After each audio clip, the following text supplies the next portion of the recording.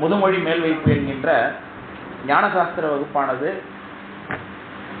தொடர்ச்சியாக 4-5 மாதங்களாக சென்று கொடுக்கிறது. இதில் நூலானது திருக்குறளுக்கான ஒரு விளக்க நூலாக அமைந்திருக்கிறது என்பதை நாம் எல்லாரும் அறிந்திருக்கிறோம். திருக்குறளுக்கு முதுமொழி என்று பெயர். முதுமொழி என்பது முதியோர் சொன்ன சொல் என்று அர்த்தமாகிறது.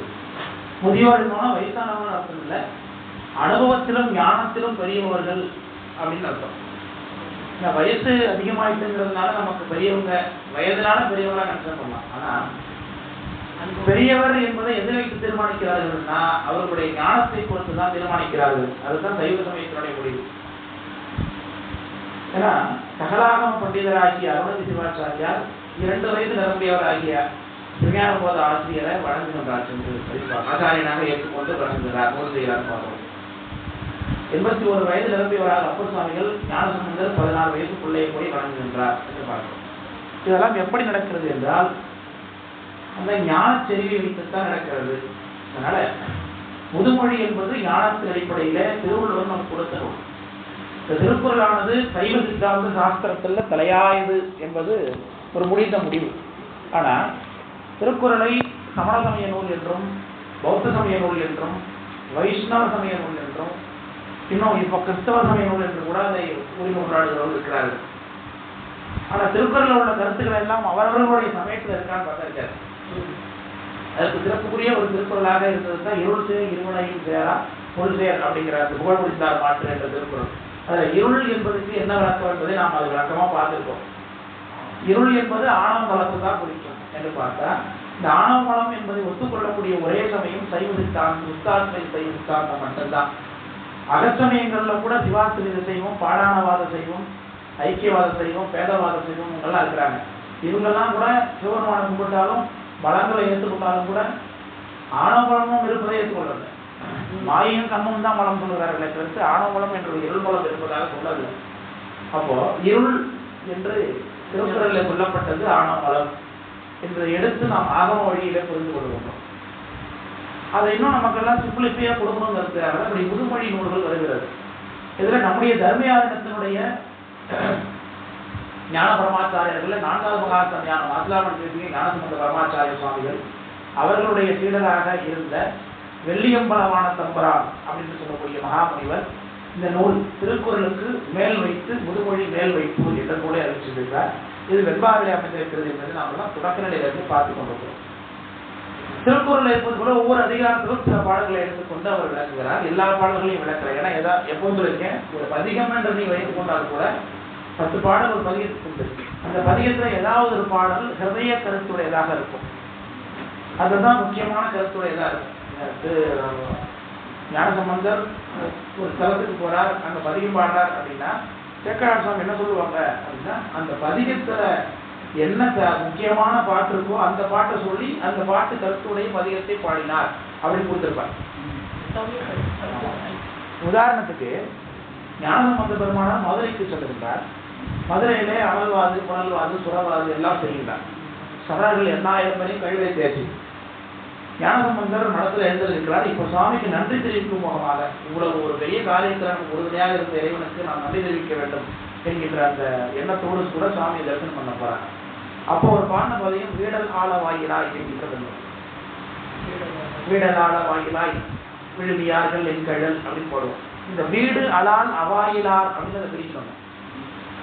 அடியார்கள் எப்படிப்பட்டவங்க, வீட்டை தவிர வேறு சிந்தனை இல்லாதவர்கள். அதான் வீடு அலா அவாயிலார்னு. இந்த வீடலால வாயிலாய் நான் முடியும். வீடலால வாயிலார் விழுமியார்கள் உயர்ந்தவர்கள். மின்கழல் பாடலால வாயிலார் அவங்க உன்னை பாடுறது வரைக்கும் வேறு இருக்கும் இல்லாதவர்கள். அதை பரவனின்ற பண்பனே காடலால வாயிலாய் கபாலி நீல் கனிமதில் கூடல் ஆள வாயிலாய் குழாயதென்ன கொள்கையே. அந்த பதிகத்துல 2 பாடல் முக்கியமான பாட்டு. பொன்தயங்க இளங்கொழில் நலங்குளிர்ந்த புன்சடை பின்தயங்க ஆடுவாய் பின்னையா பிறப்பலி கொன்றையும் முடியினாய் கூடலாள வாயிலாய் நீந்தயங்கி ஆடலே நினைப்பதே நியமமே. ஒவ்வொரு மனிதனுக்கும் என்ன நியமம் இருக்கணும். நம்ம ஒன்னொன்னு ஒரு நியமம் வச்சிருக்கோம். நியமம்னா அனுஷ்டானம்னு அர்த்தம். வாழ்க்கையில நாம் பின்பற்றக்கூடிய விரதங்கள் இதுதான், இப்படித்தான் இருப்பேன், நான் செய்ய வேண்டியது தான். அப்படி ஒவ்வொருவரும் நாம செய்ய வேண்டிய நியமமாக வந்தோம்னா தினந்தோறும் சிவபெருமான் நமக்காக ஐந்தொழில் திருக்கூத்து ஆடிக்கொண்டிருக்கிறான். அதனால தான் இந்த உலகம் இயங்குகிறது, அதனால தான் நாம் ஜீவித்துக் கொண்டிருக்கிறோம், அதனால தான் நாம் வாழ்கின்றோம். அதனால நாம் நன்றியோடு இறைவனை தினம் நினைக்க வேண்டும். அதுதான் நியமம். நின் தயங்கி ஆடலே நினைப்பதே நியமமே. நீ ஆடுவதை நினைக்கிறது தான் நியமம் அப்படிங்கிறத பாட்டில் சாமி சொல்றார் ஞானசம்பந்தர். அந்த கருத்தை எடுத்து சேக்கடார் சாமி சொல்றாங்க. இந்த நியமம் நின் தயங்கி, ஒவ்வொருத்தருக்கும் என்ன நியமம் என்பதை சொன்ன பதிகம் இது. இந்த பதிகத்தை இப்போ பாடினார் அப்படின்னு எடுத்து காமிப்பார். எப்படி சொல்ல வந்தோன்னா, ஒரு 10 பாட்டு இருக்குன்னா அந்த 10 பாட்டில் ஏதாவது ஒன்றுக்கு ஒரு எல்லாத்துலேயுமே எல்லாமும் அது கருத்துடைய பாடல்களும் உண்டு. சில பதிகங்களில் சில பாடல் ரொம்ப முக்கியமான கருத்துடையதாக இருக்கும், அதை எடுத்து காண்பிப்பாங்க. அதுபோல திருக்குறளில் 10 பாடல்கள் அதிகாரத்துக்கு இருந்தாலும் கூட 10 பாடலுக்கும் புதுமொழி மேல் வைப்பு வச்சோம்னா 1330 பாட்டு வந்துடும். இந்த நூலும் அதே அளவு பெருசாயிடும். அப்போ எவ்வளவு தூரம் நம்மளால் அதை சுருக்க முடியுமோ, அப்போ நேரடியாக நம்ம திருக்குறளை படிச்சிருவோம். அது எக்ஸ்ட்ராக்ட் நம்ம தெரிஞ்சுக்கணும்.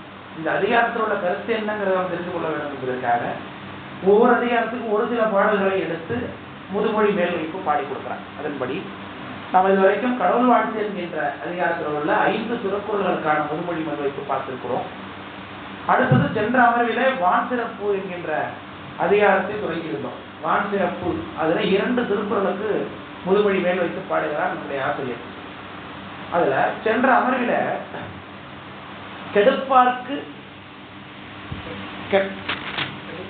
கெடுப்பதும் கெட்டார்க்கு சார்பாய் மற்றாக எடுப்பதும் எல்லாம் மழை என்கின்ற ஒரு திருக்குறள். மழையை ஏன் துதிக்கிறார்? முதல்ல கடவுளை துதிச்சார். முதல் அதிகாரம் திருக்குறள் என்ன? கடவுள் வாழ்த்து. 2வது அதிகாரம் வான் சிறப்புன்னு வைத்தார். கடவுளுக்கு அடுத்தது மழையை வைக்கிறார். கொண்டது சாமியை துதிச்சார், அடுத்தது மழையை துதிக்கிறார். ஏன் மழையை துதிக்கிறார் அப்படின்னா, சாமி வியாபக பொருள், ஞான பரம்பொருள். அவரை நாம் புரிந்து கொள்வது எளிது கிடையாது, அடைவது எளிது கிடையாது. அப்போ இறைவனை நாம் புரிந்து கொள்வதற்கு சில ஓமைகள், சில உதாரணங்கள் நமக்கு எப்பொழுதுமே தேவை. அதனால இறைவனை நாம் எதனால எளிதாக எதில் பார்ப்போம் சாமி அப்படின்னா, சூரியன் தான் இறைவனை பார்ப்போம். சிவசூரிய பூஜைன்னு இருக்கும். சிவபூஜை பண்றவங்களுக்கு முதல்ல சிவசூரிய பூஜைன்னு ஒன்று பண்ணுவாங்க. சுவாமி எட்டுரு விரவி என்று ஆண்டவன் என்னை என்று சோதி அப்படின்னு பாடுறது போய் பாடு. ஆமா, 8 உரு அட்டமூர்த்தம்னு இதை சொல்லுவோம். பஞ்சபூதங்கள் சூரியன், சந்திரன், ஏமானம்னா ஆன்மா.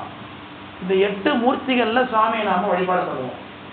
இந்த 8 மூர்த்திகளை நமக்கு பிரத்யட்சமாக கொடுக்கிறவர், தரிசனம் கொடுக்கிறவர் சூரியன். சூரியன் என்ன பண்றார்? உலகத்தில் உள்ள பொருட்களை நமக்கு காட்டுறார். நாம எப்படி பார்ப்போம்? நம்ம கண்ணால பார்க்குறோம். இப்போ இந்த மைக் இருக்கா இல்லையா அப்படின்னு நான் பார்க்கணும்னா எல்லாம் பார்ப்பேன், என் கண்ணால தான் பார்ப்பேன். மைக் இருக்கணும், என் கண்ணு இருந்தால் பார்வை எழுதுனோம்னா, வெளிச்சம் இருந்தால் தான் மைக் இருக்கிறது என் கண்ணுக்கு தெரியும். அப்போ இந்த உலகத்தை நமக்கு எப்படி சூரியன் விளக்கி காண்பிக்கிறாரோ அது போல சிவபெருமான் நமக்கு அறிவை விளக்கி காண்பிக்கிறார்னு சொல்லுவோம். 2வது, வெளிச்சத்தினால மற்ற பொருள்களை பார்க்குறோம். சூரிய வெளிச்சத்தினால மற்ற பொருள்களை பார்க்குறோம். ஆனா சூரியனை எதனால பார்க்குறோம்? அவனுடைய வெளிச்சத்தால தான் பார்க்குறோம் இல்லையா? இந்த அறையில் என்னென்ன இருக்குங்கிறத சூரிய வெளிச்சத்தினால பார்க்கலாம். சூரியனை எப்படி பார்க்குறோம்? அதையும் அவருடைய வெளிச்சத்தால தான் பார்க்கலாம். அதுபோல இந்த உலகத்தை நாம் பெருமானுடைய திருவருளால் பார்க்கிறோம், பெருமானையும் அவருடைய திருவருளால் தான் பார்க்க முடியும். அதனால்தான் அருக்கன் ஆனவன் அரண்குரு அல்லணும் அப்படின்னு அப்ப சாமி சொன்னாங்க. சூரிய பூஜைலாம் சூரியனை வழி கொண்டிருக்கிறார்கள். ஆனா சூரியன்கிறது யாருதான்? சாமி தான். சிவசூரியன் ஆக பிரத்யட்சமா சாமி உள்ள இருக்கிறார். சிவபூசையும் அனுஷ்டானம் பண்றவங்களும் நிறைவுல அந்த செவ பலனை அந்த சிவசூரிய மண்டலத்தில் இருக்கக்கூடிய சிவபெருமானுக்கு அர்ப்பணம் பண்றது அப்படின்னு இதில் உண்டு பூசையில. அப்ப சுவாமி அங்க பிரத்யட்சமா இருக்கார் அப்படின்னு அர்த்தம்.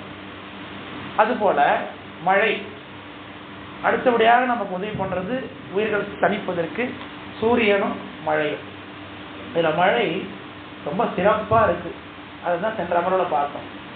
கெடுப்பதும் கெட்டாருக்கு சார்வாய் மற்றாங்கே எடுப்பதும் எல்லாம் மழை. இத அழிந்து உலகை ஆக்குதலால் அந்தமே ஆதி, அழிந்து ஒன்றை ஆக்குவதும் உண்டோ அப்படின்னு கேட்டார்.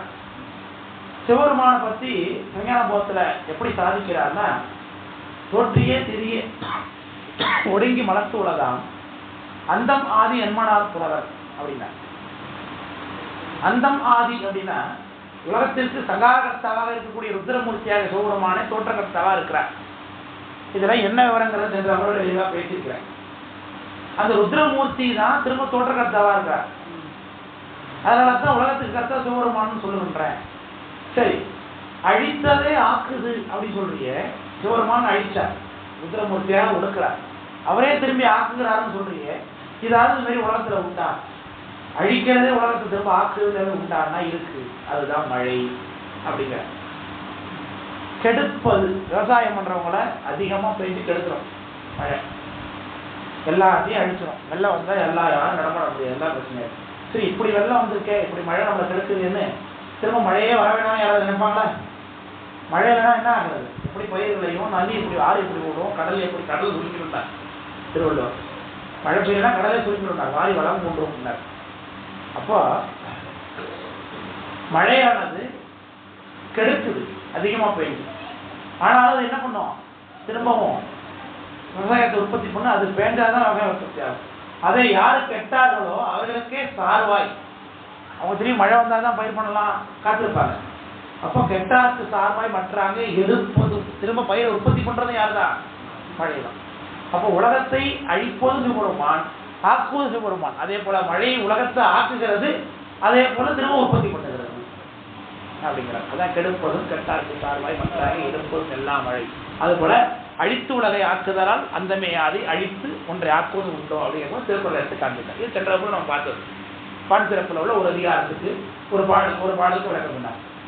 ரெண்டாவது, இன்றைக்கு நாம் பார்க்கக்கூடிய நூல் பாடல் அப்படின்னா அது இந்த தொடர்ச்சி நூலில் 16வது பாடல்னு நினைக்கிறேன். இல்லையா? 16 இல்லையோ? 15வது பாடல், 15, 7வது பாடல், 6வது பாடலா? எத்தனாவது பாடல் இன்னைக்கு பார்க்க வேண்டியது? 5, 6வது பாடல், 7வது பாட்டு. 7வது பாட்டு இன்னைக்கு நாம் பார்க்கணும். அடியவரை நீர்த்து அப்படிங்கிற பாடல், அதான் நீங்க பார்க்க போறோம். இது மழையை பற்றின பாடல் தான். இதுவும் இதெல்லாம் பாடலை படிச்சுட்டு அப்புறம் விளக்கத்துக்குள்ள சொல்லுவோம் வழக்கம் போல. அடியவரை நீத்து அரணுக்கு அன்பு செய்ய மாறன் மழை மறுத்து பல்லு இரும்பாடும் படியில் பெசும்பித்துளி வீழின் அல்லால் மற்றாங்கே பசும் புல் தலை காண்பது அரிது அப்படிங்கிறது திருக்குறள். இதான் இன்னைக்கு பார்க்கிற பாட்டு. சரி, என்ன வார்த்தையை சொல்லுகிறார், என்ன கருத்தை சொல்ல வர்றார்? சைவ சமயத்தை பொறுத்தவரை என்ன கருத்தை சொல்ல வருகிறார்னா, சிவ வழிபாடு என்பது எங்க நிறைவு பெறுகிறது என்றால் அடியார் வழிபாட்டில் தான் நிறைவு பெறும். அது வழக்கமே நான் வந்து சொல்லிக்குவேன். ஏன்னா சிவஞான போதம் என்கிற ஞான சாஸ்திரம், அதுதான் நம்ம எல்லாத்துக்கும் தலையான சாஸ்திரம் சொல்லுவோம். அதுல 12வது சூத்திரத்துல என்ன சொல்றார்? பயனியல்ல செம்மலர் நோன்றால் சேரல் ஒட்டா அம்மலங்கழி அன்பரோடு மதி ஆலயம் ஆலர நேயமும் கழிந்தவர் வேடமும் ஆலயந்தானும் அரண் என சொல்லுவேன். அப்ப சிவபெருமானை எங்க பார்ப்பது? மாலர நேயம் அழிந்தவர், தன்னுடைய மயக்கத்தை, இந்த உலக வாழ்க்கையில அவர் இருக்கக்கூடிய மயக்கத்தை நீக்கிக் கொள்வதற்காக மால் அற நேயம், நேசத்தை சிவபெருமான் மீது மலிவாக வைத்தவர். மலிந்தவர் வேடம் அப்படின்னா, அப்போ அடியார்களுடைய வேடம். இப்போ ஒருத்தர் அடியாரா இல்லையா அப்படிங்கிறத எப்படி தெரிந்து கொள்வது? அவங்க துணூறு பூசி இருக்கிறது, அவங்க உசிராட்சம் தரித்திருக்கிறது வச்சு தான் நான் தெரிந்து கொள்வோம். அதனாலதான் வேடம். அதனாலதான் அப்பர் சாமி சொன்னாங்க, வேடம் கைதொழ வீடு எளிதாமே. வேடம் கைதொழ வீடு எளிது. நீங்க மற்ற முயற்சி ஒண்ணும் பண்ண வேண்டியதில்லை. ஒரு திருவேடம் தரித்தவரை சிவபெருமானா பார்க்கிற பக்குவம் நமக்கு வந்துருச்சுன்னா போதும். அதுதான் பெரிய பிரச்சனையே நமக்கு. நம்ம முதல்ல பார்த்தோம்னா என்ன, இவன் ஒரு ஆளை 90 பூச்சிட்டு வந்துட்டான், உத்திராசம் போட்டிருக்கான், சங்கரான்னு கூட்டம் ஓடிட்டு இருக்கிறாங்க, ஏதாவது ஒன்று தெரியுமா நமக்கு? நம்ம அதுதான் தெரியுமே தவிர்த்து அந்த திருவேடத்துக்கு தான் மதிப்புங்கிறது தெரியாது. இந்த திருவேடத்தினுடைய வழிபாடு நமக்கு என்னென்னலாம் செய்யுங்கிறார் ஞானசம்பந்தர். உடம்பு சரியில்லையா, மருந்து வேணுமா, திருவேடத்தை கூப்பிடுங்க.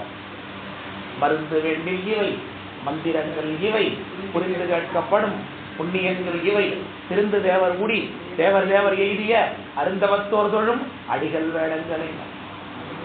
வீதி போக்காவன வினையை விட்டுவன ஓதி ஒர்க்கப்பட பொருளை ஓர்விப்பன. பிள்ளைங்களுக்குலாம் அந்த பாடம் சொல்லுவாங்க.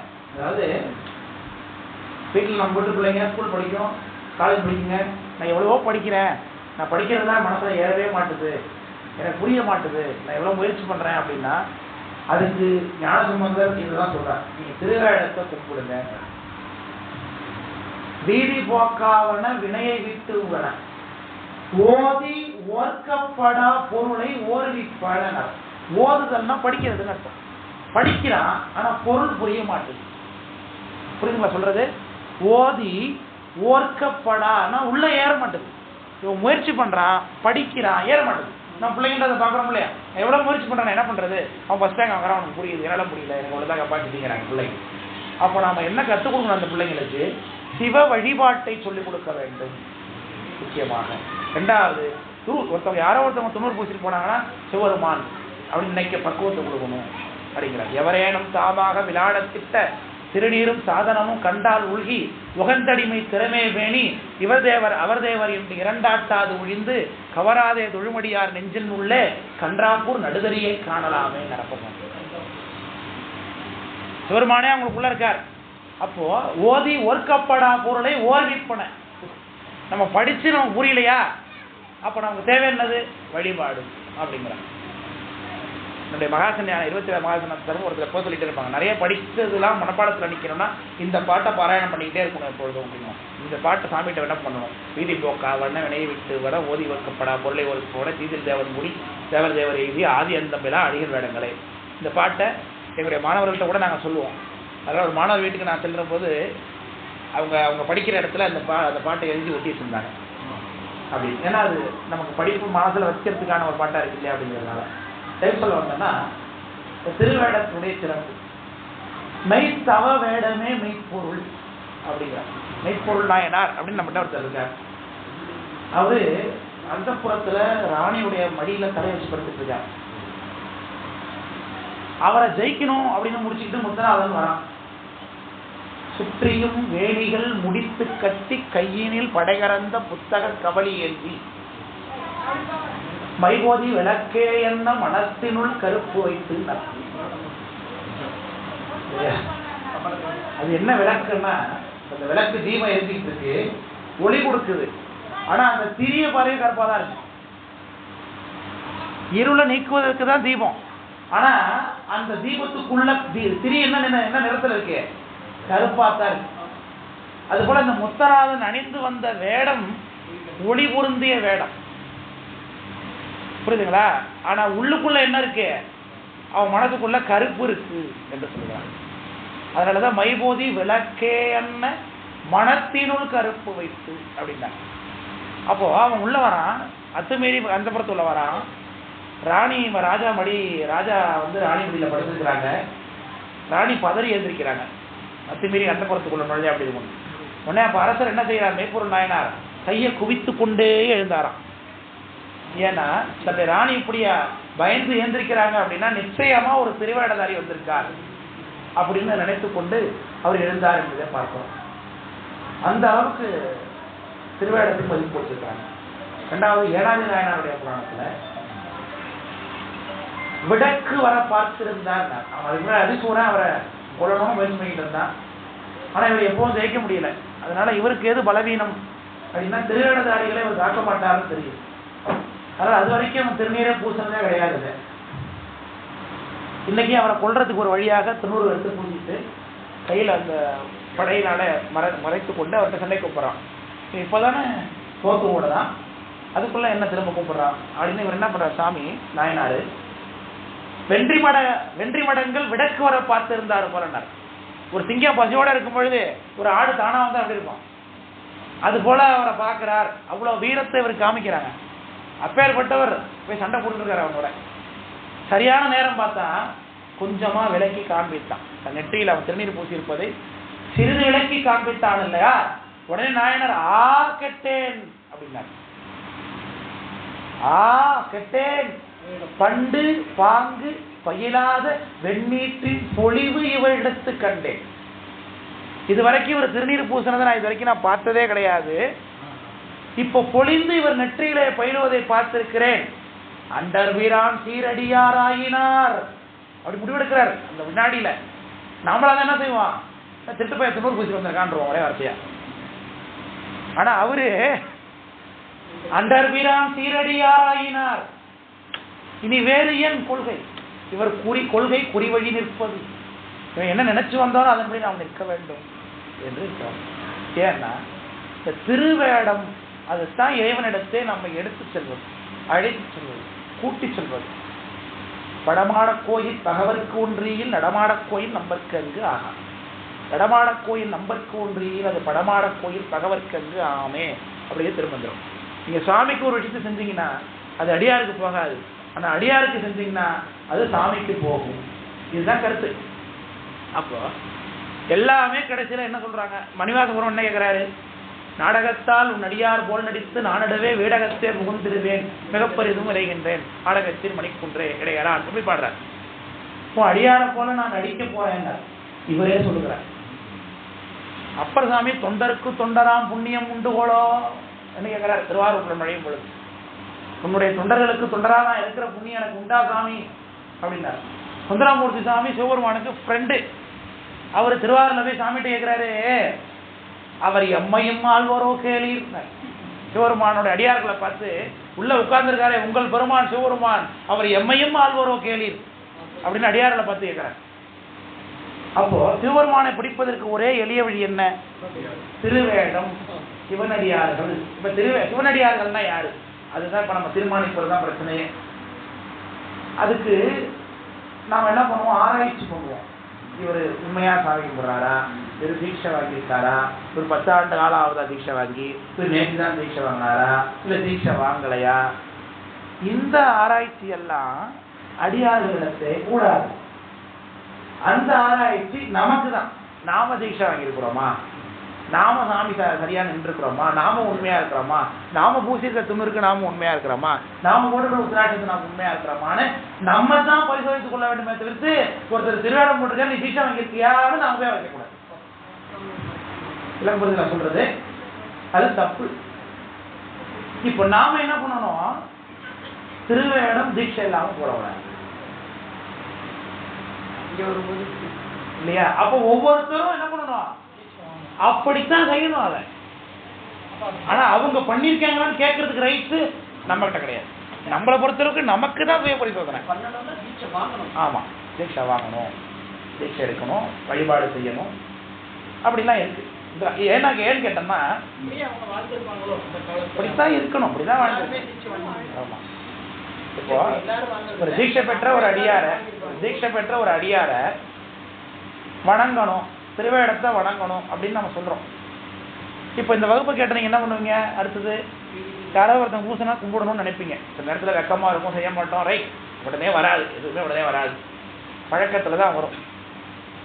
அப்போ நம்ம என்ன பண்ணலாம், வழிபாட்டுக்கு ஒரு யாரோ ஒரு துண்ணூறு ஒரு லைன்ல நினைடுவோம், பேங்க்ல ஒரு துண்ணூறு பூசினா ஒரு அடியார் வராருன்னா, ஐயா நீங்க முன்னாடி போங்க அப்படின்னு நம்ம கொடுக்கலாம். ஐயா ஒரு காஃபி சாப்பிடுறீங்களா என்னோட அப்படின்னு கேட்கலாம். ஏன்னா அதுக்கு தான் சாமி மகிழ்ச்சி அடைவார். ஏன்னா நம்மளை கும்பிடுற ஒருத்தனை இவர் மகிழ்ச்சி அடைய வைக்கிறாரு, அது நமக்கெல்லாம் வந்து சேருதுன்னு சாமி நம்ம கணக்கில் தீர்க்கே கொடுத்துருவாரு. அவருக்கு போதான் தெரியாது. இப்போ அது நமக்கு எளிதாக வந்துடும். ஏன்னா உதாரணத்துல பாருங்க, சுந்தரமூர்த்தி சுவாமிகள் திருவதியை வெற்றானத்துக்குள்ள நுழையில. ஏன்னா அது அப்பர் சுவாமி வழிபட்ட கஷேத்திரம். அது அப்பர் சுவாமி தன் கையால உழவாரம் பண்ணியிருக்காரு. அந்த அவர் கைப்பற்ற இடத்துல என் காலால மிதிக்க கூடாது, அதனால நான் திருவதிக்குள்ள வரமாட்டேன்னு சொல்லிட்டு அவர் சித்த வடமடம் புகுந்தார்னு இருக்கு. இப்போ இறைவன் அங்கு மாறு வேடத்துல சென்று சுந்தரசாமி படுத்துட்டு இருக்கும்போது அவர் கால் மேல தூக்கி தலையை வச்சுட்டு படுத்திருக்காரு சாமி. உடனே இவர் ஏதோ பாரமா இருக்கேன்னு விழிச்சு பார்த்தாரு. இவர் தாத்தா தலையில தள்ள காலை வச்சிருக்காரு. ஐயா காலை தள்ள வச்சிருக்கீங்க என்ன ஏன்னு சாமி கேட்டா சுந்தரர். மூப்புனால ஆயிட்டுதுப்பா, நீ ஒன்றும் வருத்தப்படாத, நவந்து படுத்துக்குவாங்க. நவந்து படுத்துக்கிட்டாங்க. செத்த கழிச்சு பார்த்தா திரும்பவும் தலை மேல கால் இருக்கு. சுந்தரமூர்த்தி சாமி சொன்னார், ஈண்டியனை பலகாலம் விதித்தனை ஆவீர் நீ வீர்னார். நம்மை அறிந்திலையோ ஒன்னும் மறைஞ்சிடாரு சாமி. உன் தலையில வந்து யாரா கால் வைக்க முடியும் என்ன தவிர அப்படிங்கிறது குறிப்பு. அதுக்கு அதான் தம்மானை அறியாத சாதியானுங்களோ அப்படின்னு பாடினார் சாமி. எங்க இதுல இருந்து என்ன தெரிகிறது, இப்போ இதே சுந்தரமூர்த்தி சாமிக்கு திருவடி கிடைக்குதுங்க, தலை வச்சுட்டார் சாமி வந்து. இப்ப அப்பர் சாமி திருவடி கேட்கிறார். பொன்னார் திருவடிக்கு ஒன்று விண்ணப்பம் பண்றார். கோவாய் முடுகி அடுதல் கூற்றம் என்மேல் வந்து குமையா முன்னம் பூவார் அடிச்சூடு என்மேல் பொறின்னு கேட்கிறார். சத்தி முற்றத்துல உன்னுடைய திருவடி நின்றத்தையும் தள்ள வை அப்படின்னு சாமி கேட்கிறார். அப்பர் சாமி சாமி கொடுக்கல. அப்பர் சாமி நல்லூருக்கு வாவான்ட்டார் ஒரே. அப்ப நல்லூர்ல போய் அவருக்கு திருவி வைக்கிறார். உன்னுடைய நினைப்பதனை முடிக்கின்றோம் என்று அவர்தம் தென்னிமிசை பாதமலர் சூட்டினான் சிவபெருமான்னு பெரிய புராணம். அப்ப அப்பர் சாமி பாடுறாங்க. நினைந்து உருகும் அடியாரை நெய்ய வைத்தான் எல்லாமே தீவனைகள் நீங்க வைத்தார் சிறந்துருகு கலிட்டுருவை போர் வைத்தான் சொல்லிட்டு வரும்பொழுது நனைந்தனைய திருவடியும் தலைமையில் வைத்தார் நல்லூரியம் பெருமானார் நல்லவாறு. அப்பர் சாமி திருவடி கொடுங்கன்னு கேட்கிறார், கொடுக்கல. ஆனா அப்பர் சாமியை வணங்கி ஒருத்தர் வெளில இருந்தாரு, அவருக்கு திருவடி போய் சேருகிறது. விளக்கம் புரியுது நான் சொல்றது?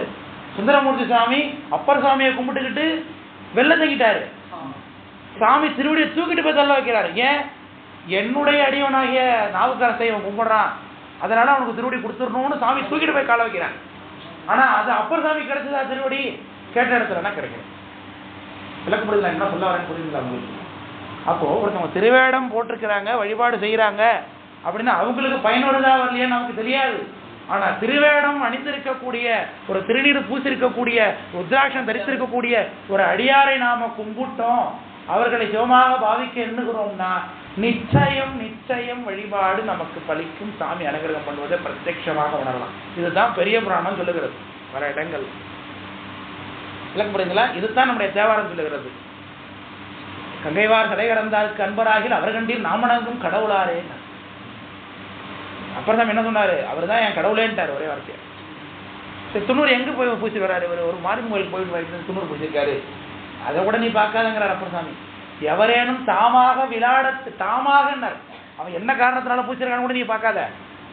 தாமாக விளையாடத்திட்ட திருநீரும் சாதனமும் கண்டால் ஊசி. இப்போ பிள்ளைங்கெல்லாம் சின்ன பிள்ளைங்கலாம் பார்த்தீங்கன்னா உத்தராட்சம் ஒத்த கொட்டையே இப்படி தொங்கோட்டு போட்டுருமா செயலுக்காக, அதுவும் திருவேடம் தான் அப்படின்னு அப்பர் சாமி சொல்றாங்க. அதை கூட வணங்கணும். பெருமானுக்கு ஓப்பானவர் ஒருங்க இருக்காரே, அவரை கும்பிட்டா எளிதாக நம்ம பெருமானை அடையலாமே என்கின்ற எண்ணத்தை கொடுக்கக்கூடிய திருவேடம்.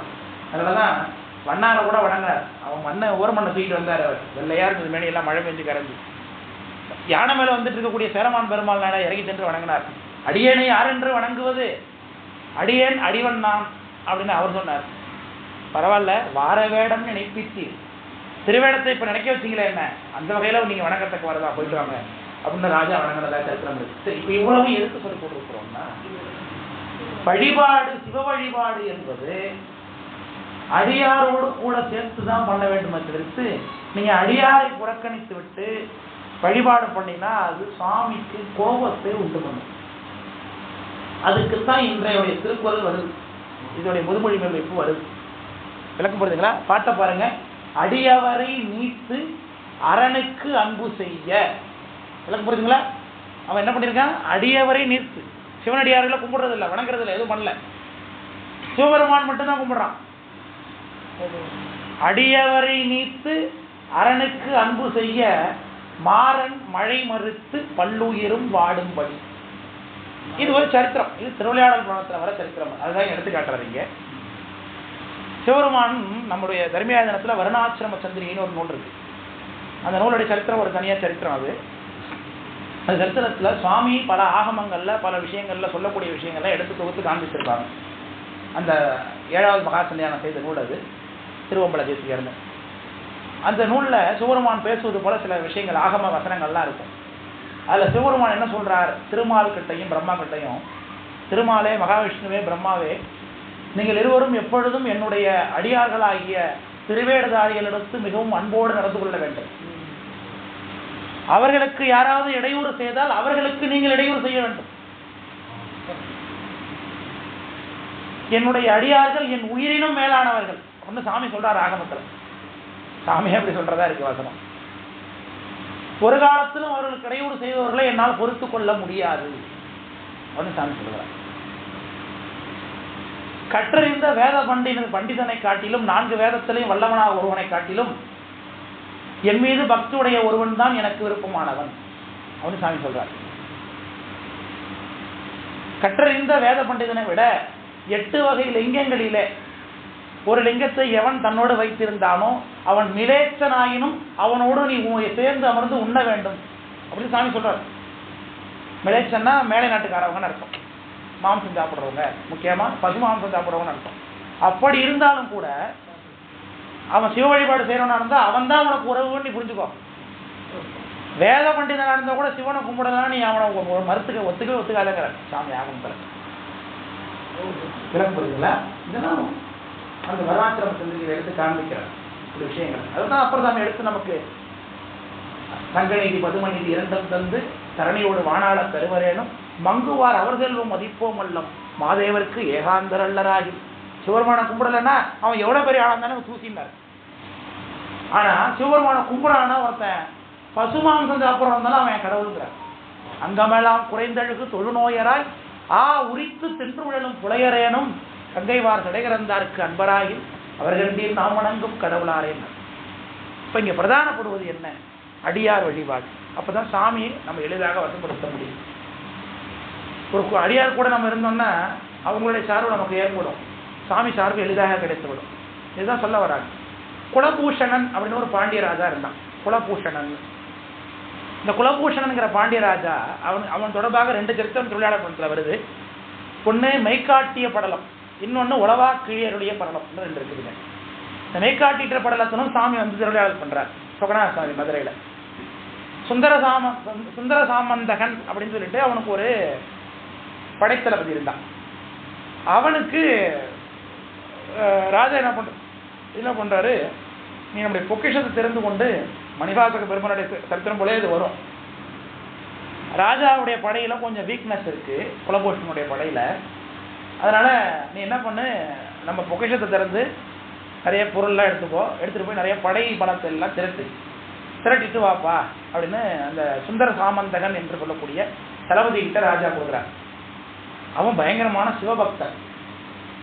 அவர் என்ன பண்றாரு, காசை பார்த்தோன்னே இந்த காசெல்லாம் வச்சு சாமிக்கு திருப்பணி பண்ணலாமே அப்படின்னு இறங்கிட்டார். இதே வேலை தான் மணிவாசக பெருமான் பார்த்தார். விளக்கம் புரியுதுங்களா? மணிவாசக பெருமான் பார்த்து இதே வேலை தான். அப்போ சொகநாத சாமி கோயில் நல்லா சிறப்பாக பணி நடந்துகிட்டு இருக்கு, திருப்பணி நடந்துட்டு இருக்கு. அங்கங்க விசாரிச்சு பார்த்தா படை வருதுன்னு சொன்னார். நாள் தெரிஞ்சு போச்சு, பொருளும் தெரிஞ்சு போச்சு. ராஜா எங்க படையெல்லாம் எங்க அப்படின்னு கேட்டா, சிவபெருமான் நான் படையை அடிச்சுட்டு வர, நீ கவலைப்படாத அப்படின்னு சொல்லி வரார். எப்படி வரார் அப்படிங்கிறத ஒரு பாடல் மூலமாக உங்களை எடுத்து காண்பிக்கிறேன்.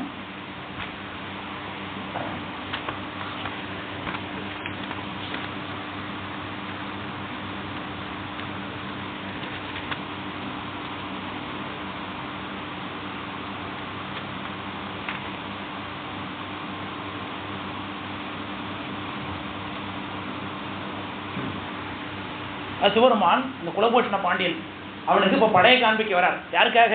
தனக்கு திருப்பணி செய்த அந்த சுந்தர சாமந்தகன் என்ற படைத்தளபதிக்காக. எப்பேற்பட்ட படையெல்லாம் சாமி ஆசிரியர் வராருங்கிறத பாட்டில் சொல்றார் திருவிளையாட புராணத்தில். இந்தியாவில் உள்ள எல்லா நாட்டில இருந்தும் வீரர்கள் வந்திருக்காங்க. அந்த நாட்டில் லிஸ்ட் அவுட் பண்றார். கொங்கர் இவர், குருநாடர் இவர், கங்கர் இவர், கருநாடர் இவர். படையை காண்பிக்கிறார். இது கர்நாடகத்திலேருந்து வந்த படை, இது கொங்கு தேசத்திலேருந்து வந்த படை, இது குரு தேசத்திலேருந்து வந்த படை அப்படின்னு காமிச்சிட்டு இருக்காரு சாமி வந்து சுந்தர சாமந்தகனுக்காக. அங்கர் இவர், வங்கர் இவர் இப்படின்னு வரிசையாக காமிச்சிட்டு வரார். கலிங்கர் இவர், தெலுங்கர் இவர் இப்படி வரிசையாக படைகளை காமிச்சிட்டு வரார். அப்புறம் சாமி என்ன பண்றார், தன்னுடைய திருவிளையாடலால எந்த ராஜா அவர் மேல படையெடுத்து வந்தானோ அவனை கொண்டுடுறாரு. அதனால இப்போ போருக்கு ஒன்றும் தேவையில்லை அப்படின்னு உடனே அவங்கவுங்க படையை அவங்கவுங்க போயிடுங்க ஊருக்குன்னு சொன்னதுனால முடிஞ்சிருச்சு. இப்போ சிவபெருமானுடைய பொறுமையை புரிந்து கொண்டு இந்த குலபூஷண பாண்டியன் வழிபாடு செய்ய தொடங்குகின்றான். இங்கே தான் என்னுடைய சரித்திரம் தொடங்குறது. இது வரைக்கும் மெய் காட்டிட்ட படலாம். இதற்கு பிறகு உளவா கீழியளித்த படலம்னு ஒரு படலம் வருது திருவிளையாடல் புராணத்தில். அவன் என்ன செய்கின்றான், சிவபெருமான கும்பிடுகின்றான். திங்கள் தோறும் விரதம் இருக்கிறான். சிவபெருமானுக்குரிய விரதத்திலேயே மிகச் சிறப்புக்குரிய விரதம் சோமவார விரதம். இறைவனை எளிதாக நம்ம கைவரப் பெறுவது அப்படின்னு சோமவார விரதம். திங்கட்கிழமையில உபவாசம் இருந்து பெருமானை வழிபாடு செய்வது அப்படின்னு இருக்கு. சோமவாரம் திங்கட்கிழமை கார்த்திகை மாசத்துல விசேஷம். அது வள்ளல் குலபூடனன் திங்கள் வாரம் தொடுத்து சிவதர்மம் உள்ளவெல்லாம் வழாது நேற்றொழுகும் வழியால் தன்னாட்டில் எல்லலில்லா வேதியரை இகழ்ந்தான். அப்படிங்கிறார். இந்த இடத்துல அவன் என்ன தப்பு பண்ணா ராஜான்னா, வேதியர்களை இகழ்கின்றான், வேதத்தை ஓதக்கூடிய அந்தணர்களை இகழ்கின்றான். ஆமா, வேதத்தை ஓதக்கூடிய அந்தணர்களை இகழ்கின்றான். அதனால எல்லலில்லா வேதியரை இகழ்ந்தான் ஆதனால் மழை மறுத்து வெள்ளம் மருக வளம் குன்றி விளைவகி அது நாடெல்லாம் அப்படின்னா. விளைவகி அதுன்னா விளையவே இல்லை, நாடு பஞ்சத்துக்கு வந்துருச்சு. ஏன் வேதியர்களை இகழ்ந்தான் ராஜா. வேதியர்களுடைய வேலை என்னன்னா வேதத்தை ஓதுவது தான் அவங்களுடைய வேலை. ஏன் வேதத்தை ஓதுறாங்க? வேதம் சிவபெருமான் கொடுத்தது. அவர்களுடைய நித்திய வழிபாடு என்னன்னா வேதத்தை ஓதுறது தான். அப்போ அவர்கள் இல்லைன்னாக்க என்ன நடக்காது? இப்போ வேதியர்கள் அந்தனுடைய வேலை என்ன? அறுதொழிலோர் நூல் மரப்பர் நான் திருக்குறள்ல. ஓதல், ஓதுவித்தல், ஈதல், ஏற்றல், வேட்டல், வேட்பித்தல், இது 6 அந்தனர்களுடைய தொழில். வேதத்தை ஓதணும், அதை மற்றவங்களுக்கு ஓதுவிக்கணும், அடுத்தவங்களுக்கு கொடுக்கணும், இவங்க கொடுக்கறத வாங்கிக்கணும். ஈதல், ஏற்பித்தல் தான். அப்புறம் வேட்டல், ஹோமங்களை செய்யணும் அவங்களும். அப்புறம் யாருக்காகவும் செஞ்சு கொடுக்குறது. இப்போ நாமெல்லாம் பார்த்தீங்கன்னா வாத்தியார் வச்சுட்டு ஹோமம் பண்ணுறாங்க வீட்டில். ஒரு கடந்தி ஹோமம் பண்ணால் வாத்தியார் வர ஆரம்பம். அவர் என்ன பண்ணுவார்? சங்கல்பம் பண்ணுறாரு, இவர்களுக்காக இன்னாரு இந்த ஹோமத்தை பண்ணுறேன், இதை நான் பண்ணுறேன் இவங்களுக்காக அப்படின்னு.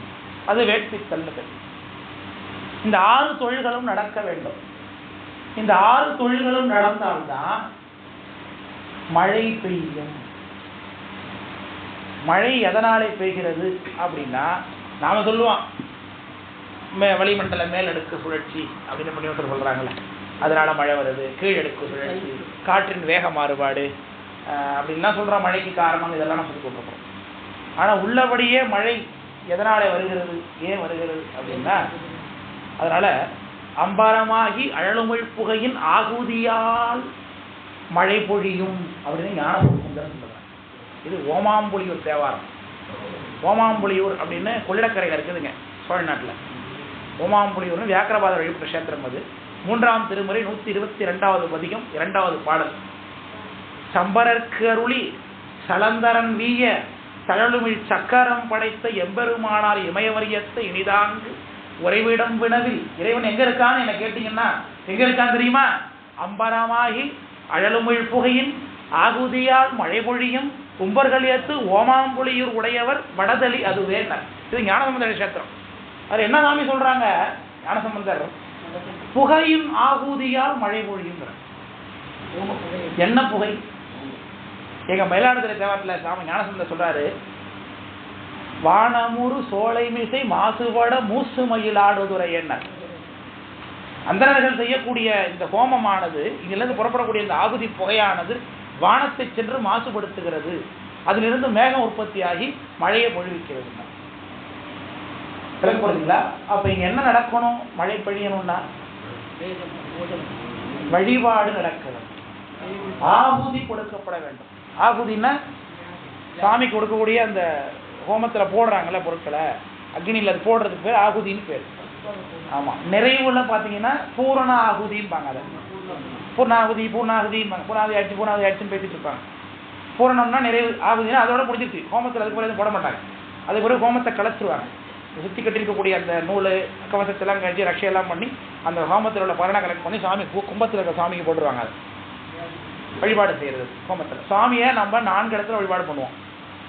பிம்பம், கும்பம், மண்டலம், மூர்த்தி, இதெல்லாம் சொல்லுவோம் நம்ம சாமி எங்கே வழிபாடு பண்ணுவோம். யாகம், யாகம், பிம்பம், மண்டலம், வரிசையாக நம்ம முதல்ல யாகத்தில் அக்னியில் சாமி ஆவாகனம் பண்ணி வழிபாடு செய்வோம்.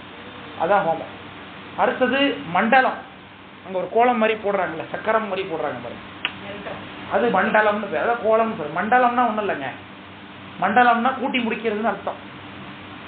பெண்கள் கோலம் போடுறாங்க இல்லையா, சிக்கு கோலம், இந்த ரங்கோலி போடுறாங்கல்ல, அதை சொல்லலை, பூக்கோளத்தை சொல்லலை. சிக்கு கோலம் போடும்போது ஒரு இடத்துல புள்ளி வச்சு அங்கே இருந்து நாட ஆரம்பிச்சு திரும்ப அந்த இடத்துல வந்து முடியுது பாருங்க. ஆரம்பிச்ச இடத்துல இருந்து போய் திரும்பி அந்த இடத்துல முடிச்சா அதுக்கு பேர் மண்டலித்து முடித்தல்னு பேர். அந்தாதிங்கிறது அப்படித்தான் இருக்கும். அதனால திருக்கோலத்துக்கு பேர் மண்டலம்னு பேர். நம்ம வாசல்ல கோலம் விடுறோமே அதுக்கு பேர் மண்டலம்னு பேர். இது ஆண்டாள் சொல்றாங்க, தையோர திங்களும் தரைவிளக்கி தன் மண்டலம் விட்டு கோலம் போட்டேன்னு சொல்றோம். தை மாசத்துல தரைவிளக்கி கோலம் போட்டேன், மாசி முன்னால் ஐயனும் திருவழுதி அழகனிக்கு அலங்கரித்த அலங்கதேவா வெய்யதோர் தழுமொழி சக்கரக்கை வேங்கடவர் கிரை விதிக்கிறியன்னு ஆடல் அங்கே பாடுறாங்க. அது மண்டலம்னா கோலத்தை குறிக்கும். அப்போ மண்டலத்துல சாமியை ஆவாகனம் பண்ணி அந்த அதில் ஆவாகனம். அடுத்தது கும்பத்துல ஆவாகனம் பண்ணியிருப்பாங்க. அடுத்தது பிம்பம், கோயில் உள்ள இருக்கக்கூடிய மூர்த்தி பிம்பமா இருக்க. இப்படி 4 இடத்துல சாமியை நாம பூஜை பண்ணுவது வழக்கமா வைத்திருக்கோம். இதுல யஜ்ஞம் அப்படிங்கிறது பிரதானம். அங்க சிவாக்னியாக செய்து சிவாக்னியில ஆகுதியை கொடுக்கும் பொழுது சாமி அதை ஏற்றுக்கொண்டு அதனுடைய பயனாக நமக்கு மழையை கொடுக்கிறார் அப்படின்னு சொல்லுவாங்க. விளக்குமுறையில் சொல்றது என்ன சொல்ல வர எடுத்துருங்களா? அதனால தான் ஞானசம்பந்த பெருமானார் சைவ சமயத்தினுடைய கொள்கை என்ன என்பதை தனக்கு சீடனாக வந்த நின்றசீர் நெடுமாற பாண்டிய நாயனாருக்கு உபதேசம் பண்ண வராரு. எப்போ சுரவாதம் முடிஞ்சிச்சு, அனல்வாதம் முடிஞ்சிச்சு, புனல்வாதம் பண்ண போறார். வைகைக்கரையில ஓலையில எழுதி விட போறார். அப்போ வாழ்க அந்தணர்னு பதிகம் பாடுறார் சாமி, திருப்பாசனம் பாடுறார். வாழ்க அந்தணர் வானவராணினம் வீழ்கதன் புனல் வேந்தனம் ஓங்குக ஆழ்க தீயது எல்லாம் அரணாமே சூழ்க பையகமும் துயர் தீர்கவேன்னு பாடி ஆரம்பிக்கிறார். 12 பாட்டு அதுல இருக்கும். திருப்பாசனம்னு பேர். சேக்கடார் சாமி நிறைய பதிகங்களுக்கு அந்தந்த விளக்கம் சொல்லிட்டே போறாங்க. ஆனா சேக்கடார் சாமி உரை எழுதிய ஒரே பதிகம் இந்த வாழ்காந்தனர் பதிகம் தான். பாசுரத்து இந்த 12 பதிகம், இந்த 12 பாடல் உள்ள பதிகத்துக்கு 24 பாடல்களாலே சேக்கடார் சாமி உரை செய்யறாங்க பெரிய புராணத்துல. விளக்கம் புரியுதுங்களா? அதுல இந்த வாழ்க அந்தணர் என்று சொல்லக்கூடிய முதல் பாடலுக்கு விளக்கம் சொல்ல வரார். ஏன் வாழ்க அந்தணர்னு பாடலார் ஞானசம்பந்தர்? வாழ்க அந்தணர் வானவர் ஆணீனம்னு ஏன் பாடலாம்? 3 பேரை வாழ்த்துறார் எடுத்த உடனே. அந்தணர்கள், தேவர்கள், பசுக்கள், இந்த 3 பேரையும் வாழ்த்துறார் ஞானசம்பந்தர். வாழ்க அந்தணர் வானவர் ஆணீனம். அடுத்தது என்ன சொன்னார்? வீழ்க. யாரு வீழணும்? தன் புனல். ஒரு நாட்டுல எது மட்டும்தான் வீழணுமா? தண்ணி மட்டும்தான் வீழணும். ஏன்னா அதோடைய குணம் அது. வேற யாருமே வீழக்கூடாதுங்க. என்ன ஒரு சிந்தனை, உயர்ந்த சிந்தனை. வாழ்த்தும் போது எப்படி வாழ்த்துறாரு பாரு. வீழ்க எது? தன் புனல். வேற எதுவும் வீழவே கூடாது. வீழ்க தன் புனல் அப்படின்னா இதுக்கு சேக்கடார் சாமி விளக்கம் சொல்ல வராங்க. அப்போ என்ன சொல்றாங்க அப்படின்னா, ஏன் அந்தணர் தேவர் ஆணினங்கள் வாழ்க என்று இந்த மெய்மொழி பயின் உலகம் இன்புற ஏன் அந்தணர் தேவர் ஆணினம் வாழ்த்துறார்? ஏன் அப்படி ஞானசம்பந்தர் வாழ்த்துறாருன்னு சேக்கடார் சாமி உரை சொல்லும் பொழுது, சந்த வேள்விகள் முதல் சங்கரருக்கு முன் வந்த அர்ச்சனை வழிபாடு மன்னவாம். ஏன் இந்த 3த்தையும் வாழ்த்துறாருன்னா, சிவ வழிபாடு தழைப்பதற்காகத்தான் இந்த 3 பேரையும் வாழ்த்துறார் ஞானசம்பந்தர் அப்படிங்கிறார். ஏன்னா அந்தணர்கள் இருந்தால் தான் வேதம் ஓதப்படும், வேதம் இங்கே சம்ரட்சணம் பண்ணப்படும், ஆகுதிகள் செய்யப்படும். மழைக்கு அடிப்படை காரணம் என்ன சொன்னாங்க? ஆகுதி. சரி, இப்ப மழை ஏன் பெய்யணும்? அது ஒரு கேள்வி. நம்ம நினைப்போம் மழை ஏன் பெய்யணும்னா அப்பதான் விவசாயம் செழிக்கும், சாப்பாடு கிடைக்கும், உயிர்கள் வாழும் அப்படின்னு நாம பொது நோக்கா சிந்திப்போம். சைவ சமயத்து பரமாச்சாரிய சேக்கடார் சாமி சிந்திக்கலங்க. ஏன் மழை பெய்யணும் தெரியுமா? அது அர்ச்சனைக்கு அமைந்த நல் உறுப்பு ஆதலின்னார். தண்ணி இல்லாம எப்படா சிவபூஜை செய்வ நீ? அதுக்குதான் மழை பெய்யணுங்கிற. சாமி இப்படி அபிஷேகம் ஆகும்ல, தண்ணி இல்லைன்னா ஆன்மீக சாமி அபிஷேகம் ஆகுமா? தண்ணி இல்லைன்னா எப்படி நடக்கும்? இப்ப தண்ணி நாம தான் ஏன் மழை பெய்யணும் விருப்பப்படுறோம்னா, உலகத்துல சாப்பாடு கிடைக்கணும்னு மழை பெய்யணும் நாம நினைச்சிட்டு இருக்கிறோம். பரமாச்சாரியர் என்ன சொல்றாங்க? அமைந்த அர்ச்சனைக்கு நல்ல உறுப்புன்னு சிவபூஜையில அங்கங்கள் இருக்கு. என்னென்ன அங்கங்கள்னா, அதுல முதன்மையான அங்கம் தண்ணி தான். தண்ணி இல்லைன்னா இப்போ அனுஷ்டானம்னு பண்றாங்க. சமய தீட்சை எடுத்துக்கொண்டவங்க என்ன பண்ணுவாங்க? அனுஷ்டானம் பண்ணுவாங்க. விபூதி எல்லாம் தரிசனம் அர்க்கியம் கொடுப்பாங்க கையில. ஓமி சாணமூர்த்தியே ஸ்வாஹா, உமத தத்புருஷ ரக்தராய ஸ்வாஹா, மகோரகிருதயாய ஸ்வாஹா, வாமதேவ்யாய ஸ்வாஹா, தத்துவதாதமூர்த்தியே ஸ்வாஹா, சவாய தேவாய ஸ்வாஹா, சர்வாய தேவாய ஸ்வாஹா அப்படின்னு சுவாமிக்கு சுவாகாந்தமாக தண்ணியை கை வழியாக கீழே விடுறோம். ஸ்வாஹா அப்படின்னா யார் தெரியுமா? அக்னி தேவனுடைய ஒரு மனைவி. அவன் சதாங்கிறவ அக்னி தேவனுடைய இன்னொரு மனைவி. அக்னியோட சக்தி ரெண்டும். ஸ்வாகான்னு கொடுத்தா சுவாமிக்கு போய் சேரும். அது நாம ஆசமனியம் பண்ணும்போது ஆத்ம தத்வாய சதா, வித்யா தத்வாய சதா, சிவ தத்வாய சதான்னு நம்ம கொடுத்துக்கணும் உள்ள. நமக்கு அது பித்திருக்களுக்கும் நமக்கும் சதா. சுவாமிக்கு கொடுக்கும்போது ஸ்வாஹான்னு கொடுக்கணும்.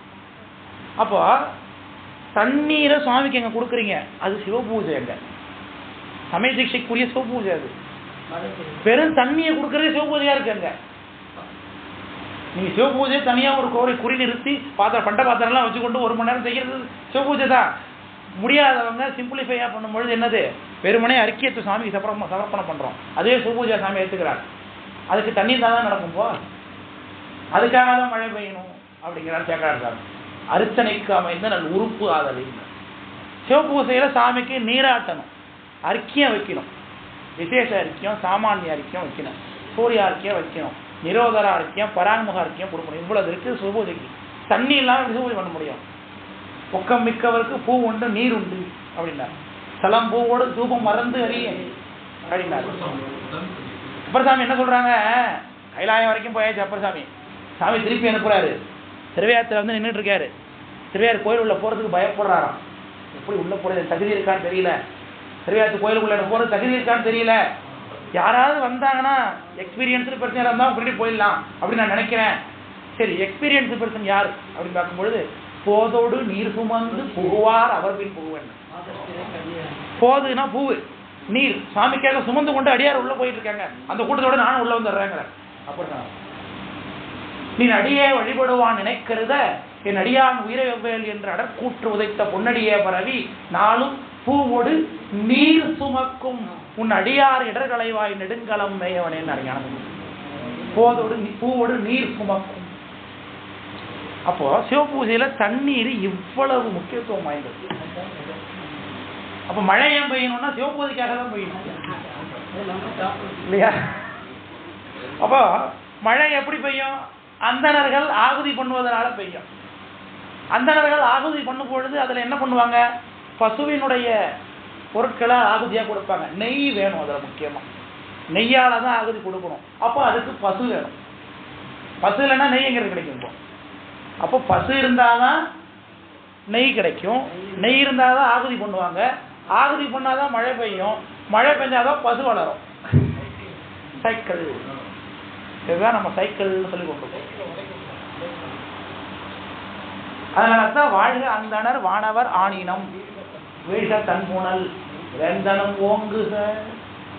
ராஜா ஓங்கணும்னார், ஆழ்க தீயதுன்னார். அது அவருடைய உபசாரம். பரசமயம் நந்தாது புறக்கும். கெட்ட சமயங்கள்லாம் கீழே போயிடணும், அது கீழே போகணும். சூழ்க அரண்நாமமே வையகமும் துயர்ந்திருக்கவே நாங்கள் பாடினார். விளக்கம் புரியுதுங்களா? இதுதான் வேள்வியின் நற்பையின் வீழ்ப்புணல் ஆவதுன்னா கேட்கலாம். திரும்ப அதுக்கு உதாரணம், வேள்வியின் நற்பையின் வீழ்ப்புணல் ஆவது நாளும் அர்ச்சனைக்கு நல் உறுப்பு ஆதலால் ஆளும் மன்னனை வாழ்த்தியது அர்ச்சனை மூலமற்றவே காக்கும் முறைமையார். சரி, ஏன் வேந்தனும் உங்கன்னு பண்ணார்? ராஜா நல்லா இல்லைன்னா கோயில்ல பூஜை நடக்காது இல்லையா? ராஜா வந்து சமயத்துக்கு வேற சமயத்துக்கு மாறிட்டானா அவன் என்ன பண்ணுவான்? அந்த சமயத்தை தான் மக்கள் மென்பற்றுவாங்க. கோன் எவ்வழி குடி எவ்வழி. அப்போ அரசன் தான் கோயில்களை காப்பாற்ற வேண்டிய பொறுப்புல இருக்கிறான் இல்லையா? துங்க நீடு ஆகமத்தால் நிபந்தம் ஆராய்ந்துள்ளன்னு மனித சோழ புராணத்துல வரும். பெரிய புராணத்துல மனித சோழர் திருவாரூர் கோயிலுக்கு நிபந்தங்கள் விட்டாருன்னு இருக்கு. அரசன் அதை செய்யணும், கோயில்களை பார்த்துக்கணும். அவன் நல்லா இருந்தா தான் கோயில்கள் நல்லா இருக்கும், அவன் காப்பாற்றப்படணும். அப்போ இவருடைய சிந்தனை முழுக்க எங்கத்தான் இருக்குன்னா சிவபூஜை சிவபூஜை சிவ வழிபாடு சிவ வழிபாடு சிவ வழிபாடு மட்டும்தான். ஏன் மழை பெய்யணும்? சிவ வழிபாடு செய்ய. ஏன் பசு வளரணும்? சிவ வழிபாடு செய்ய. ஏன் அந்தனர் வாழணும்? சிவ வழிபாடு செய்ய. ஏன் ராஜா வளரணும்? சிவ வழிபாடு செய்ய.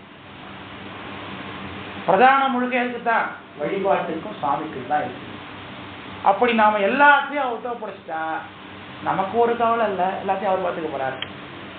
குன்றே இணையா என்னை ஆண்ட பொழுதே கொன்றிலையோ இன்று ஒரு இடையூறு எமக்கு உண்டோ என்றோல் முக்கன் எம்மானேன்னு எல்லாத்தையும் அவுட் ஒப்படைச்சுட்டா நம்ம பேசாம இருக்கலாம். நாமளே எல்லாத்தையும் கருத்து கொண்டு நாங்களா நினைக்கிட்டா அதுக்காக அனுபவிச்சுட்டு உட்காந்துக்க வேண்டியதுதான். அதான் இங்க கிடைக்கிற சொல்ல வருது என்ன எல்லாத்துக்குன்னா அந்த சிவ வழிபாடு, அதுக்கு தேவை நீர். அப்ப நீர் எப்படி பெய்யும்? மழை இருந்தா தான் நமக்கு நீர். நீர் இருந்தா வேணும்னா மழை பெய்யணும். ஏன்னா வாரி வழங்குன்றோம்ட்டார். மழை பெய்யலைன்னா கடல் கூட வத்தி போயிடும். இப்ப தேவருக்கு பூசணி செல்லாதுங்கிறார் திருக்குறள்ல. வானம் வரக்குமே, மழை பெய்யலைன்னா தேவருக்கு கூட பூசணை செய்யாது. இப்போ அந்த அளவுக்கு மழையை நாம் குதிக்க வேண்டும். ஆனா இந்த குலபூஷண பாண்டி என்ன செஞ்சா, அந்தணர்களை வெறுத்தான். அந்தணர்கள் வெறுத்ததுனால அந்த ஊர்ல சாமி மழையை நிறுத்திட்டார். அதனால மக்கள் எல்லாம் வருத்தப்படுறாங்க. அப்போ சாமி கிட்ட போய் விண்ணப்பம் பண்ணுகின்றாங்க. சாமி சொல்றார், நீ நம்முடைய வேதத்தை ஓதக்கூடிய அந்தணர்களை எல்லாம் நீ எழுந்தல்லையா, அதனால தான் மழை வரல. அதுக்காக நீ ஒன்றும் கவலைப்படாத, நீ என்னுடைய பக்தன் தான். அதனால் உனக்கு நான் தினைக்கும் ஒரு உழவாக்கிழி கொடுக்குறேன். அது 1000 பொன் கூடிய உழவாக்கிழி. அது மழை வர வரைக்கும் இப்போதைக்கு அதுலேருந்து தினைக்கும் ஒரு காசு எடுத்து மக்களுக்கு சாப்பாடு கூட எல்லா தர்மத்தையும் செய். திரும்பி அந்த கூப்பிட்டு வழிபாடு செய்ய, ஆகுதி எல்லாம் பண்ணு, வேள்வி எல்லாம் செய். அப்புறம் திரும்பி மழை வந்துடும், பிரச்சனை இல்லாமல் இருக்கலாம் என்று சொல்லி அவனுக்கு உழவாக்குழி கொடுத்தது அப்படிங்கிறது குலபூஷண பாண்டியனுடைய வரலாறு. பாண்டிய ராஜாக்களுக்கு ஒரு சிறப்பு பெயர் மாறன் என்பது. மாறன் என்பது சோழ ராஜாக்களுக்கெல்லாம் பார்த்தீங்கன்னா வளவன், சென்னி, அபயன் இதெல்லாம் சோழ ராஜாக்களுக்குரிய பெயர்கள். பாண்டியர்களுக்கு மாறன், செடியர், பஞ்சவர் இதெல்லாம் பாண்டியராஜாக்களுக்குரிய பெயர்கள். பொறையன் இதெல்லாம் சேரராஜாவுக்குரிய பெயர். பொறையன்னா சேரராஜா. சேரல், பொறை, பொறையன், இரும்பொறைன்னு சொல்ல அவங்களுக்குள்ளே பெயர். அப்படி மாறன் இந்த பாட்டை பாருங்க. அடியவரை நீத்து அரணுக்கு அன்பு செய்ய, இதுதான் செஞ்சாங்க. மாறன் மழை மறுத்து, மழை போயிடல, சாமி மழையை நிறுத்திட்டார். இப்ப இங்க அடியவருங்கிறது நமக்கு கிடைக்கிற உதாரணம் இந்த பாட்டை கூட அந்தனர். ஆனா நம்ம பொறுத்து கொண்டு இப்ப அந்தனர் படிக்க கூடாது போட்டிருக்குன்னு கொண்டு போயிடக்கூடாது. சிவனடியார்கள் பொதுவாக எடுத்துக்கொள்ள வேண்டும். கருத்து அதுதான். இங்க நமக்கு எடுத்துக்கொண்ட உதாரணம் அங்க அந்தனர்களை படித்தது. அந்தனர்கள் இங்க யாரு? சிவனடியார்கள் அப்படிங்கிறது. ஏன்னா வேதியர் தம்பி வெகுளேன் வெகுண்டவருக்கும் துணையாகேன் அப்படின்னு சுந்தரமுசாமி பாடுறார்.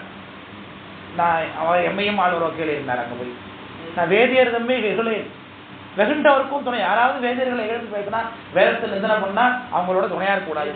வேத வேள்வியை நிந்தனை செய்தவர்கள் ஆதமொழி அவனோட தேரரை வாதில் வென்றழிக்க திருவுளமே பாதி மாதுடன் ஆய பரமனேன்னு கேட்கிறார்.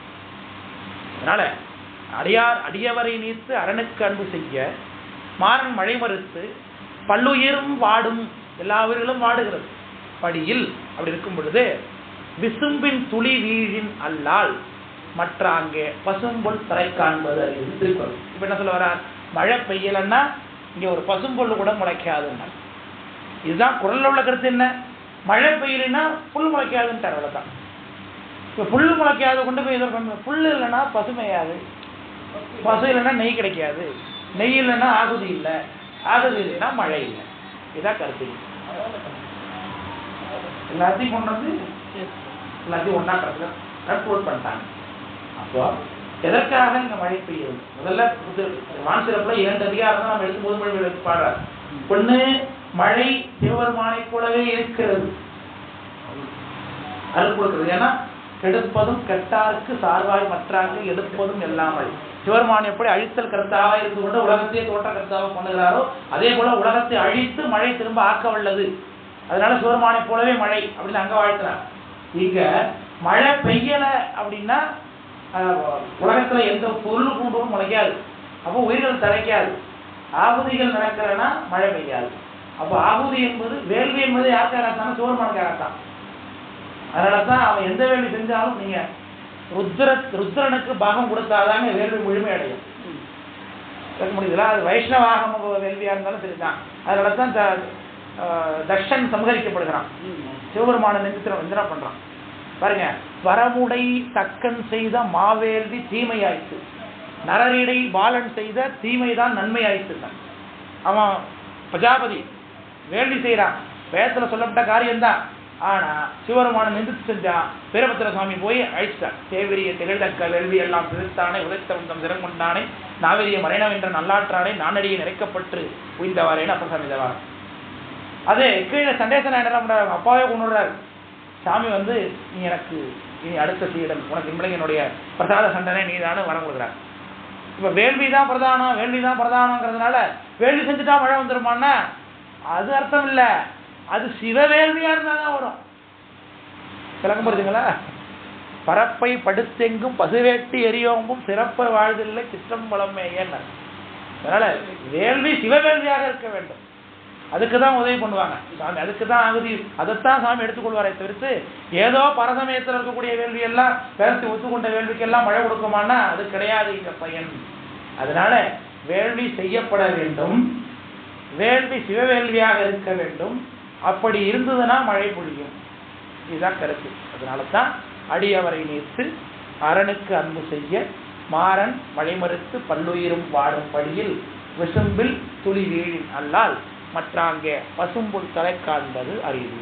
என்று பாடல் நிறைவாகிறது. அதோடு நாமும் இந்த அமர்வினை நிறைவு செய்து கொள்வோம். அடுத்த அமர்விலே நெய்த்தார் பெருமை என்கின்ற அதிகாரத்துக்குள்ள செல்ல இருக்கிறோம் சொல்லி நிறைவு பண்ணுவோம். திருச்சிற்றம்பலம். மூர்த்தி எல்லாம் வாழி, எங்கள் மோனகுரு வாழி, வார்த்தை என்ற வாழி, அந்தர் வாழி, பராவரம்.